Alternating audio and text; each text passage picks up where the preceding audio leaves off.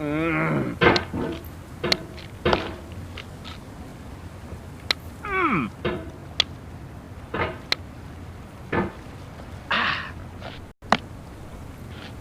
no feeling more intense than starting over. If you deleted your homework the day before it was due, as I have, or if you left your wallet at home and you have to go back after spending an hour in the commute. If you won some money at the casino and then put all your winnings on red but it came up black. If you got your best shirt dry cleaned before a wedding and then immediately dropped food on it. If you won an argument with a friend and then later discovered that they just returned to their original view. Starting over is harder than starting up. If you're not ready for that, like if you've already had a bad day, then what you're about to go through might be too much. Feel free to go away and come back. I'll be here. Alright, thanks for coming with me on this trip. I'll understand if you have to take a break at any point. Just find a safe place to stop and quit the game. Don't worry, I'll save your progress, always. Even your mistakes. This game is a homage to a free game that came out in 2002, titled Sexy Hiking. The author of that game was Jazzuo, a mysterious Czech designer who was known at the time as the father of B games. And B games are rough assemblages of found objects. Designers slap them together very quickly and freely, and they're often too rough and unfriendly to gain much of a following. They're built more for the joy of building them than as polished products. In a certain way, Sexy Hiking is the perfect embodiment of a B game. It's built almost entirely out of found and recycled parts, and it's one of the most unusual and unfriendly games of its time. In it, your task is simply to drag yourself up a mountain with a hammer. And that act of climbing, in the digital world or in real life, has certain essential properties that give the game its flavor. No amount of forward progress is guaranteed. Some cliffs are too sheer or too slippery. And the player is constantly, unremittingly in danger of falling and losing everything. Anyway, when you start Sexy Hiking, you're standing next to this dead tree that blocks the way to the entire rest of the game. It might take you an hour to get over that tree, and a lot of people never got past it. You prod and you poke at it, exploring the limits of your reach and your strength, trying to find a way up and over. And there's a sense of truth in that lack of compromise. Most obstacles in video game worlds are fake. You can be completely confident in your ability to get through them once you have the correct method or the correct equipment or just by spending enough time.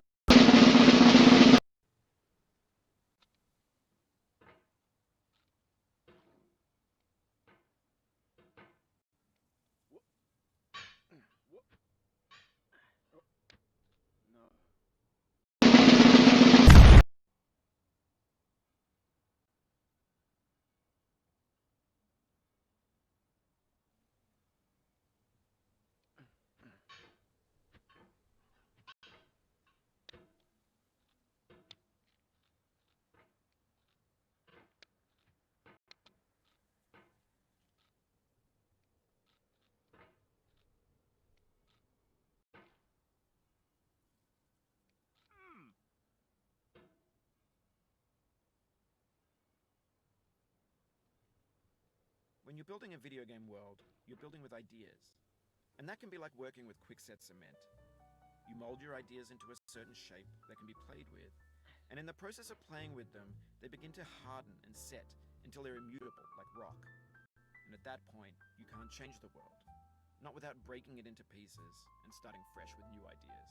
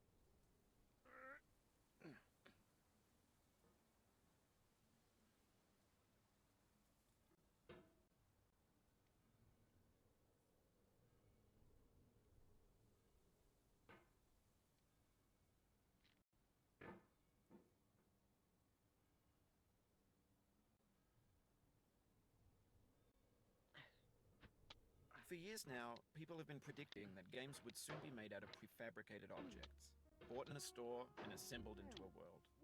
And for the most part, that hasn't happened, because the objects in the stores are trash. I don't mean they look bad or that they're badly made, although a lot of them are. I mean they're trash in the way that food becomes trash as soon as you put it in the sink. Things are made to be consumed and used in a certain context, and once the moment is gone, they transform into garbage. In the context of technology, those moments pass by in seconds. Over time, we've poured more and more refuse into this vast digital landfill that we call the internet. It now vastly outnumbers and outweighs the things that are fresh and untainted and unused. When everything around us is cultural trash, trash becomes the new medium, the lingua franca of the digital age. And you can build culture out of trash, but only trash culture. Be games, be movies, be music, be philosophy. This thing that we call failure is not the falling down, but the staying